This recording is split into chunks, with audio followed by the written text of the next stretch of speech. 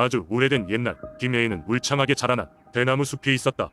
이 대나무 숲은 함께 자라난 동물들과 사람들에게 많은 것을 주었고 그들은 언제나 대나무 숲이 주는 축복에 감사하며 살아갔다. 그러던 어느 날 김해 마을에 이상한 일이 벌어지기 시작했다. 마을 사람들은 농사를 지어도 수확량이 줄고 아이들이 병이 나기 시작했으며 정체 모를 그림자가 밤마다 마을을 어슬렁거리기 시작했다. 결국 마을 사람들은 이 재앙을 피하기 위해 마을 원로들에게 도움을 청하기로 했다. 원로들은 깊은 고민 끝에 대나무 숲 속 신토에게 제물을 바치기로 결정했다.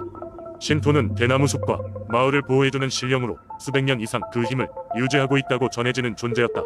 원로들은 마을에서 가장 아름다운 처녀를 제물로 바치기로 하고 그녀를 대나무 숲 깊숙이 보내기로 했다. 마을에서 가장 아름다운 처녀였던 소녀는 역시나 이 결정을 받아들이기 어려웠지만 자신의 가족과 마을을 지키기 위해 눈물을 머금고 제물이 되기로 결심했다. 소녀는 신토에게 바칠 감사의 말을 준비하고 대나무 숲 깊은 속으로 들어갔다. 드디어 대나무 숲 한가운데 도착한 그녀는 두려움에 떨면서도 신토에게 제물을 바쳤다. 그때 갑자기 숲속이 은은한 빛으로 밝아지더니 온화하고 따뜻한 목소리가 들려왔다. 마을을 지키던 신토가 나타난 것이었다. 신토는 그동안 마을을 지켜왔다고 말하며 이제까지 마을 사람들이 그를 제대로 존중하지 않았다고 말했다. 그러나 소녀가 전심으로 자신의 희생을 다짐한 것을 보고는 감동을 받아 소녀를 돌려보내기로 결정했다. 동시에 마을에서 일어나던 이상한 재앙의 원인도 없애주었다. 신토는 마을 사람들에게 더 이상 사람을 제물로 바치기보다는 자연을 사랑하고 대나무 숲을 보호하는 마음을 가져야 한다 부전했다. 소녀가 무사히 마을로 돌아오자 마을 사람들은 크게 기뻐했고 신토의 가르침을 받들어 대나무 숲을 보호하고 자연을 존중하며 살기로 결심했다. 그 이후로도 대나무 숲의 신령이 지켜주는 덕분에 마을은 번창할 수 있었다. 김해 사람들은 지금까지도 이 대나무 숲 신토의 이야기를 전하며 자연을 소중히 여기고 감사하며 살아간다. 두 번째 이야기. 옛날 옛적 아름다운 산맥과 넓은 평야가 펼쳐진 철원이라는 고장에는 인간과 자연이 조화롭게 어우러져 살고 있었다.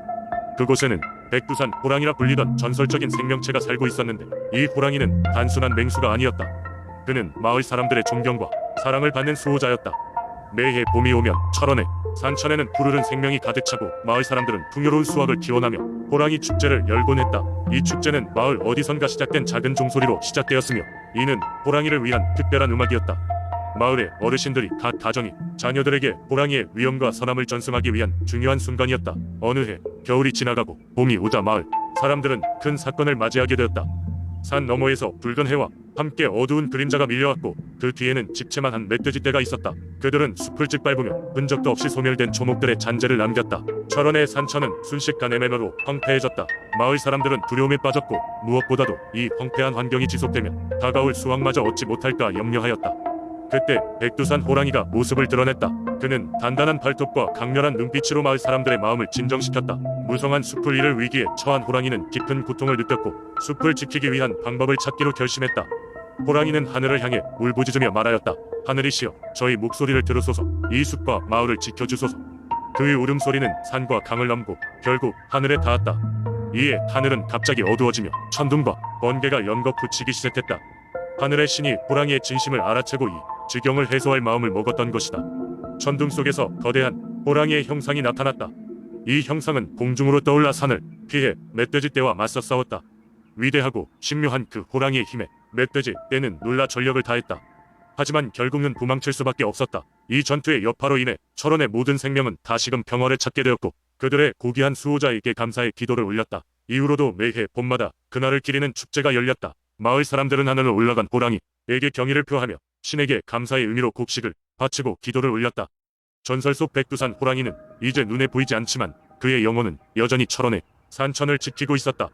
마을 사람들은 그의 이야기를 철원의 아이들에게 전하며 그의 위대함을 잊지 않고자 하였다. 이렇듯 철원은 이제 전설의 수호자로 인해 불어체성을 이겨낸 마을로 삶의 소중함과 자연의 친화력 그리고 어울림의 중요성을 일깨워준 교훈의 장으로 남게 되었다. 세 번째 이야기. 옛날 옛적 속초에는 신령이 자주 오가며 사람들을 보살폈다는 믿음이 있었다. 그 중에서도 가장 유명한 이야기는 속초 바다 깊숙이 숨겨진 신령의 보물 이야기다. 속초의 어느 작은 어촌 마을에는 해녀로 유명한 수연이 살고 있었다. 그녀는 매일 힘든 바다 일을 했음에도 불구하고 항상 웃음을 잃지 않았고 사람들에게 친절하고 따뜻한 사람으로 알려져 있었다. 어느 날 수현은 바닷가에서 무언가 반짝이는 곳을 발견했다. 그곳은 평소 들어가던 해역에서는 살짝 벗어난 곳이었지만 호기심이 그녀를 압도했다. 수현은 용기를 내어 그 반짝이는 곳으로 다가갔다.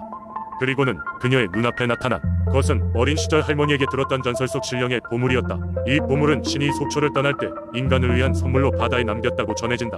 수현은 이 보물을 발견하고 망설였다.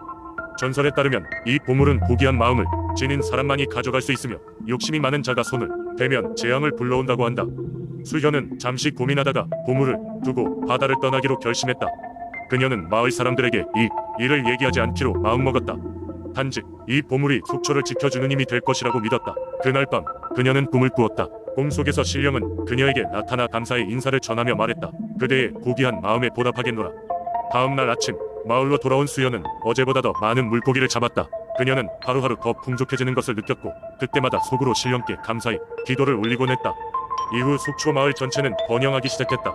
사람들은 그 이유를 알 수 없었지만 다들 신령의 가호덕이라고 믿었다. 사람들은 수연의 이야기는 몰랐지만 마음속으로 신령에게 감사하며 평화롭고 풍요로운 삶을 이어갔다. 이 이야기는 후손들에게도 전해졌고 시간이 지나면서 수연과 신령의 이야기는 속초 민속신앙이 중요한 부분으로 남게 되었다. 속초 바다는 여전히 맑고 아름다운 빛을 내뿜으며 많은 이들에게 신령의 축복을 전하고 있다. 네 번째 이야기. 옛날 옛적 한국의 충청북도 청주 지역에는 수많은 민속신앙이 전해져 내려오고 있었다. 그 중에서도 청주를 수호하는 산신령의 이야기는 누구나 한 번쯤은 들어보았던 전설이었다. 산신령은 청주 인근의 소백산맥 깊숙한 곳에 위치한 산에 살고 있었다. 사람들은 이 산을 신성하게 여겨 정기적으로 제사를 지내며 산신령의 가호를 빌었다. 산신령은 평화롭고 자비로운 신이었지만 위험이 닥쳤을 때는 누구보다 강력한 힘으로 청주를 지켰다고 한다. 전설에 따르면 산 정상에는 거대한 소나무가 있었고 그 아래에는 신비로운 검이 묻혀 있었다. 흔히 소백산의 검이라 불리던 이 검은 산신령이 강력한 힘을 상징하는 아이템이었다. 이 검을 다루는 자는 누구나 무한한 힘을 얻을 수 있었지만 단 한 가지 조건이 있었다. 사용하는 자는 청주와 소백산의 자연을 보호해야 하며 탐욕이나 악의로 검을 휘두르면 엄청난 불행이 닥칠 것이라는 경고가 전해졌다. 전설에 따르면 몇백 년 전 외부에서 온 탐험가들이 이 지역에 들이닥쳤다. 그들은 소백산의 검을 차지하고자 했지만 산신령의 존재를 믿지 않아 경고를 무시했다. 탐험가들은 소나무를 베어내고 검을 꺼내려 했지만 의도와는 달리 자연재해가 발생해 무시무시한 뇌우와 지진이 그들을 덮쳤다. 결국 탐험가들은 검을 포기할 수밖에 없었고 그들의 운명은 누구도 알 수 없었다. 그 후로도 소백산의 검에 대한 이야기는 청주 지역민들 사이에서 전설로 전해져 내려왔다. 검은 다시 그 소나무 아래로 묻혔고 아무도 그것을 파헤치려 하지 않았다. 소백산의 검은 오로지 청주와 소백산을 수호하고 자연을 지키려는 마음이 가득한 이에게만 모습을 드러낸다고 했다. 이제는 시간 속에 잊힐 뻔한 이야기지만 여전히 청주 사람들은 산신령의 가호를 믿으며 소백산의 검과 함께 지역을 지키려는 마음을 이어가고 있다. 그들은 자연과 조화를 이루며 살아가는 것이 진정한 행복의 길이라는 것을 알고 있었기 때문이다. 그리하여 산신령과 소백산의 검은 오늘날까지도 청주를 수호하는 전설로 남아있으며 새롭게 성장하는 세대에게 그 가치가 전해지고 있다. 다섯 번째 이야기. 옛날 경주의 산속 깊은 곳에 예로부터 신비한 이야기들이 전해져 내려오는 작은 마을이 있었다. 이 마을은 산과 강이 어우러진 독특한 지형 덕분에 다양한 자연신들이 깃들어 있어 주민들은 그들의 신앙심을 통해 산과 강을 신성하게 여겼다. 특히 이 마을에는 두 신령이 특히 유명했다. 하나는 호랑이 신령이었고 다른 하나는 용의 신령이었다. 이 두 신령은 이 마을을 지키는 수호신이자 천혜의 자연을 보존하는 임무를 맡고 있었다. 마을 사람들은 이 두 신령의 은총 아래서 풍요롭고 조화로운 삶을 살아갔다.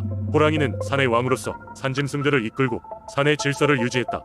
그는 때로는 산길을 따라 마을로 내려와 사람들과 친하게 지내기도 했고 필요한 경우 마을 사람들에게 산의 예법이나 자연의 섭리를 알려주곤 했다.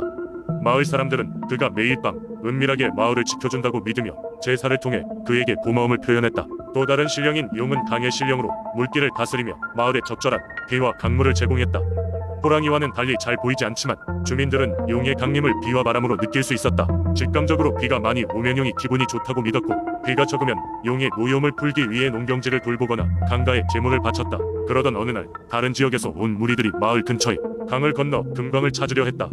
그들은 큰 소리를 내며 강의 물을 흐트러뜨렸고 결국 심각한 홍수의 위험을 불러왔다. 마을 사람들은 긴급하게 모여 호랑이와 용의 도움을 청하기로 했다. 밤이 되자 마을의 신로들이 제물을 준비하고 기도를 드렸다. 그러자 갑자기 호랑이의 울음소리가 곳간을 울렸고 곧 강에서 거대한 파동이 치솟아 오르더니 용의 형상이 나타났다.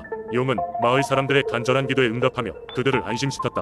호랑이와 용은 각자의 방식으로 무해한 외지인들을 경고하고 마을을 구하기 위해 힘을 합쳤다.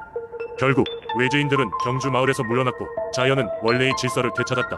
그 후로 경주 사람들은 호랑이와 용의 협력을 더욱 깊이 새기며 그들을 위한 예식을 더욱 성대하게 지내게 되었다. 자연과 더불어 살아가는 마을 사람들의 믿음은 오랜 세월이 흘러도 변치 않았고, 이 이야기는 구대로 전해져 내려오며 경주의 민속신앙을 대표하는 전설로 자리 잡게 되었다.